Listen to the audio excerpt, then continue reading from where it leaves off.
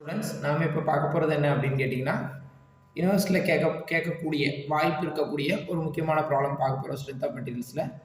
இப்போ பார்த்தீங்கன்னா ஒரு ஸ்டீல் பார் இருக்குது 900 மீட்டர்லாம், டோட்டல் லென்த் பார்த்தீங்கன்னா 900 மீட்டர், சரிங்களா? 900 மீட்டர். இதனுடைய ரெண்டு எண்டுலேயும் பார்த்தீங்கன்னா 40 mm டயமீட்டரில் ஒரு ராட் இருக்குது. அதுக்கப்புறம் இது பார்த்தீங்கன்னா 30 mm டயமீட்டரில் ஒரு ராட் இருக்குது, சரிங்களா? ரைட், ஏன்னா இது ஸ்டெப்டு பார். அப்போது and the length of the each rod வந்து பார்த்தீங்கன்னா இதனுடைய லென்த் வந்து பார்த்தீங்கன்னா 200 mm, இதனுடைய லென்த் பார்த்தீங்கன்னா 200 mm. ஒவ்வொரு இதுனுடைய லென்த்தும் 200. அப்படி சொல்லிட்டு இதுவும் நம்ம 200 தான் போட போவோம். ஆனால் அவன் என்ன சொல்கிறான் அப்படின்னா the middle portion of the rod is 15 mm in diameter. அப்போ மிடில் போர்ஷன் ஆஃப் த ராடினுடைய இது வந்து பார்த்தீங்கன்னா டயமீட்டர் பார்த்தீங்கன்னா 15 mm in diameter. அதுக்கப்புறம் இது வந்து 30 mm in diameter, இது வந்து 40 mm in diameter. இது எழுதிட்டோம். the middle portion of the rod 15 mm in diameter ன்னு சொன்னவன் அதோட சேர்த்து பார்த்தீங்கன்னா 500 mm லாங்னு சொல்கிறான். அது என்ன சொல்கிறான்? 500 mm லாங் லென்த் வந்து எவ்வளோ இருக்குது? 500 mm கொடுத்துருக்கான். அப்போ நம்ம இப்போ டேலி பண்ணி பார்ப்போம். டோட்டல் 900, 200, 200, 400, 200, 400 ப்ளஸ் 500, 900 அப்படிங்கிறது தெரிஞ்சிருச்சு. ஸோ அப்போ if the bar is subjected to axial load of 15 kN, அப்போ பார் வந்து எப்படி இருக்கான்? ஆக்சியல் லோடு கொடுக்குறாங்களாம், 15 kN ஆக்சியல் லோடு கொடுக்குறாங்க அப்படின்னு சொல்லிட்டான். அவ்வளோதான். அதுக்கப்புறம் டிட்டர்மைன் த ஸ்ட்ரெஸ்ஸு கேட்குறான், சிக்மா கேட்குறான். அதுக்கப்புறம் வேறு என்ன கேட்குறான்?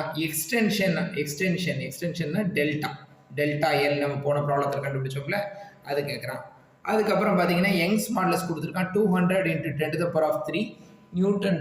Nm²ன்னு கொடுத்துருக்கான். 200 × 10⁻³ Nm²ன்னு கொடுத்துருக்கான். So let me get into the problem. இப்போ பார்த்தீங்கன்னா ஸ்ட்ரெஸ்ஸை கால்குலேட் பண்ணுறது எப்படி அப்படின்னு கேட்டிங்கன்னா stress is equal to sigma is equal to load per unit area. நமக்கு தெரியும் சிக்மாங்கிறது என்ன கேட்டிங்கன்னா load per unit area. Problem தெரியும் நமக்கு. அப்போ நம்ம இது என்ன பண்ணுறோன்னா இது ஏ பார்ட்டு, இது பி பார்ட்டு, இது சி பார்ட் அப்படிங்கிற மாதிரி நம்ம குறித்து வச்சுக்குவோம், சரிங்களா? அப்படி இல்லைன்னா இது ஏபி, இதில் வந்து இது ஏபி, அதுக்கப்புறம் இது வந்து பிசி, அதுக்கப்புறம் இது சிடி, இப்படி கூட கொடுத்துக்கலாம், சரிங்களா? அப்போ நீங்கள் என்ன பண்ணணும் அப்படின்னு கேட்டிங்கன்னா அலாங் பாருங்கள், அலாங் லென்த் ஏபி அப்படிங்கிற லென்த்தில் சிக்மா எவ்வளோன்னு பார்க்க போகிறோம். சிக்மா இஸ் ஈக்குவல் டு நம்ம எவ்வளோ கொடுத்துருக்கோம்? P/A. P எவ்வளோ சார்? 15 kN. அப்போ 15 × 10⁻³ டிவைடட் பை ஏ. ஏரியா வந்து கிராஸ் செக்ஷனல் ஏரியா கொடுக்கறதுக்கு பதிலாக டயமீட்டர் கொடுத்துருக்கோம், π/4 d². அப்போ நம்ம என்ன பண்ணுவோம்? 15 இப்போ நம்ம என்ன பண்ணுவோம் பாருங்க, 15 × 10⁻³ டிவைடட் பை π/4 d². டி எவ்வளோ சார்? இதில் டி பாருங்க, டி எவ்வளவு? 40 mm கொடுத்துருக்காங்க. ஸோ 40 mm கொடுத்தா 40², ரைட்டுங்களா? இது கால்குலேட் பண்ணிடணும், அவ்வளோதான், முடிச்சு. இப்போ அதே மாதிரி இதை நீங்கள் கால்குலேட் பண்ணீங்க அப்படின்னா 11.9 Nm² வரும். கால்குலேட் பண்ணி பாருங்கள். 11.9 Nm² வரும். கால்குலேட் பண்ணி பாருங்கள். அடுத்து பார்த்தீங்கன்னா அதே மாதிரி அடுத்து அலாங் பிசி லென்த், இந்த லென்த்து பிசிங்கிற லென்த் எடுக்கிறோம், சரிங்களா? இப்போ நமக்கு வேணால் நீங்கள் சும்மா இதை வேணால் வரைஞ்சி வச்சுக்கலாம். இதனுடைய டயமீட்டர் பார்த்தீங்கன்னா 15 mm கொடுத்துருக்காங்க. அதுக்கப்புறம் அதனுடைய லென்த் எவ்வளோ அப்படின்னு பார்த்தீங்கன்னா 500 mm கொடுத்துருக்காங்க, சரிங்களா? ஸோ சிக்மா, இப்போ நீங்கள் இதை வந்து நீங்கள் என்ன பண்ணிக்கலாம் அப்படின்னா சிக்மா 1ன்னு போட்டுக்கலாம். இதை நீங்கள் D1ன்னு போட்டுக்கலாம், ஏன்னா இது ஃபஸ்ட்டு லென்த்துங்கிறதுனால, ஃபஸ்ட்டு டயமீட்டர்ன்றதுனால. இப்போ நீங்கள் இதை எப்படி எழுதிக்கலாம் அப்படின்னு கேட்டிங்கன்னா sigma 2 is equal to P/A, that is equal to P/π/4 d². சும்மா ஒரு டிஃபரன்ஷியேட் பண்ணி காட்டுறதுக்காக போடுறோம். அப்போ P வேல்யூ மாறாது, அதனால அதே கேபிட்டல் P நம்ம ரெஃப்ளெக்ட் பண்ணுறோம். இதில் பார்த்தீங்கன்னா capital P is equal to எவ்வளவு? 15 kN, 15 × 10⁻³ டிவைடட் பை π/4 d². d²ங்கிறது என்ன இருக்குது? டயமீட்டர் எவ்வளோ கொடுத்துருக்குறாங்க, டயமீட்டர் வந்து 15 mm கொடுத்துருக்குறாங்க. டயமீட்டர் 15 ஸ்கொயர் கொடுத்துருக்கோம். சரிங்களா?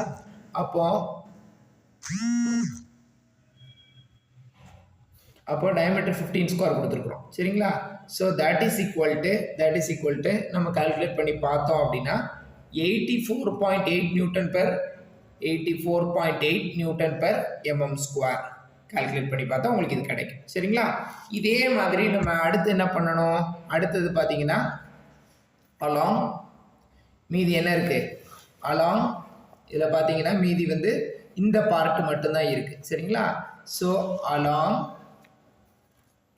அலாங் CD அப்படின்னு போட்டுட்டு நீங்கள் என்ன பண்ணிக்கலாம், sigma 3 is equal to P/4 நான் டேரெக்டாக எழுதுகிறேன், π/4 D3 square that is equal to அப்போ P எவ்வளவு 15 × 10⁻³ divided by π/4 D3 square. D3 ஸ்கொயருங்கிறது பட்சத்தில் D3 ஸ்கொயர் என்னது, ஆக்சுவலாக இங்கே பாருங்கள் D டயமீட்டர் எவ்வளோன்னு பாருங்கள், இதில் வந்து 30 mm கொடுத்துருக்குறாங்க இல்லையா?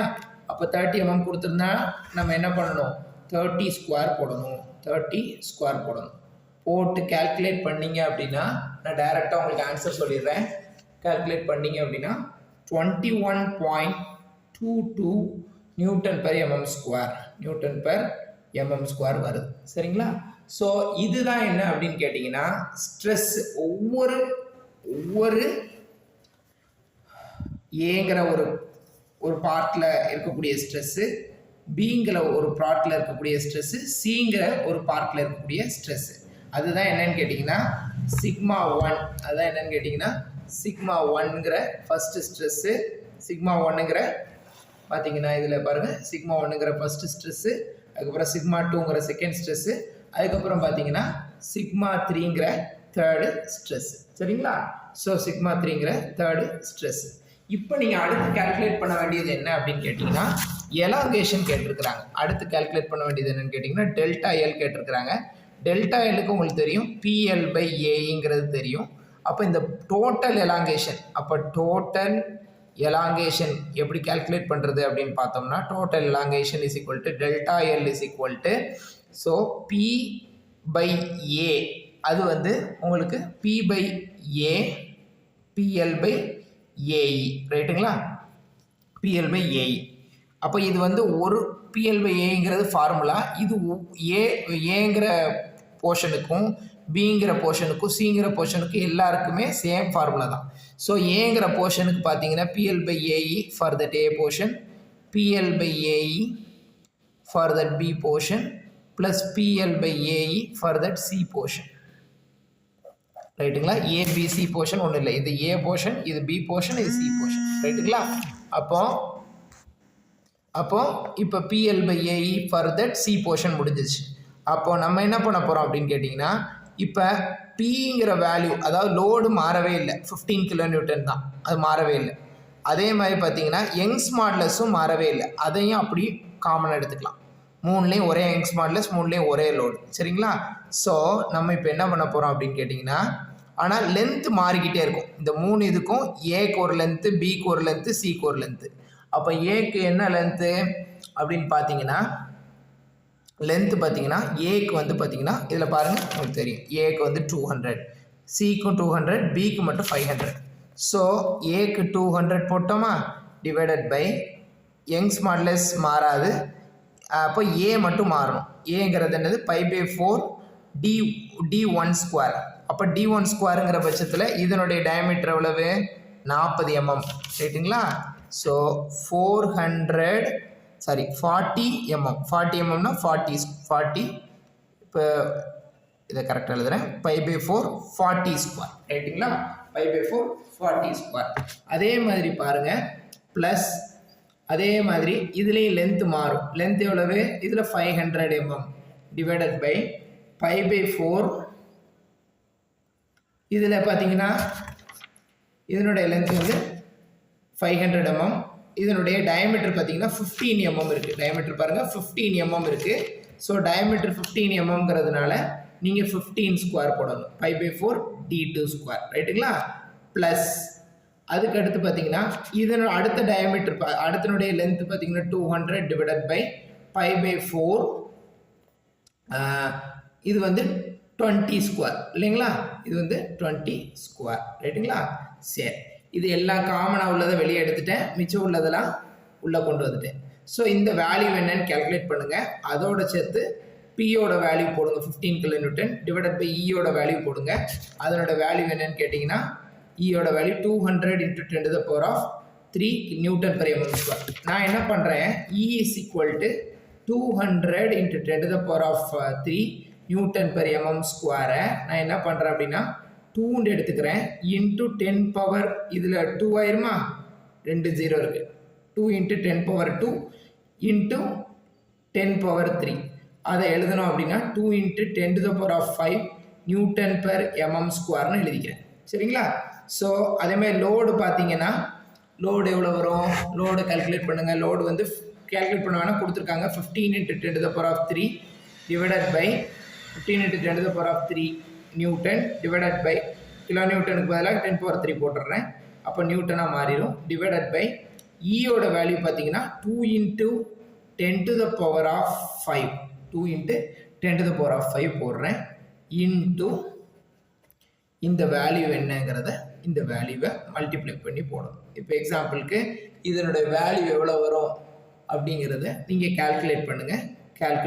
இந்த வேல்யூவை ஃபுல்லாத்தையும் போடுங்க. அது அப்படி 200/π/4 into 40 square plus 500 divided by π/4 15 square plus 200 divided by π/4 20 square ரைட்டுங்களா?